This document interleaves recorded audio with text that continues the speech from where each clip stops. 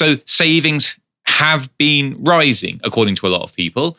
And if you look at the bank deposits numbers, like that's maybe the easiest illustration. So household savings in the banking sector have been increasing very quickly over the course of the last few years. So how can you possibly argue that consumption is okay if savings are going up? The problem here is that bank savings number reflects the way that people save rather than the amount of savings they're necessarily doing.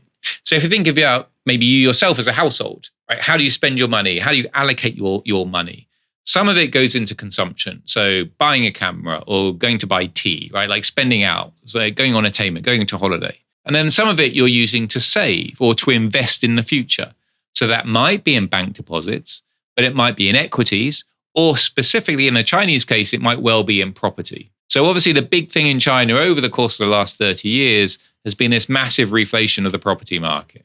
How does the property market work in China?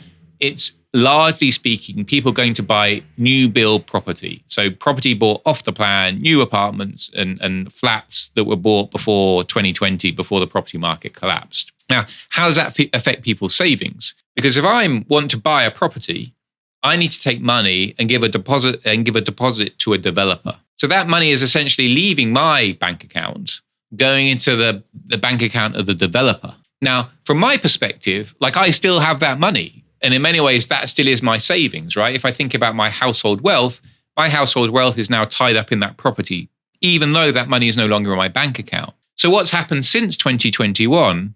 Well, that flow of money out of the banking sector from household savings into corporate deposits has stopped because now the property market has collapsed. Nobody wants to buy property anymore. But that doesn't necessarily, so then bank savings go up in the household sector.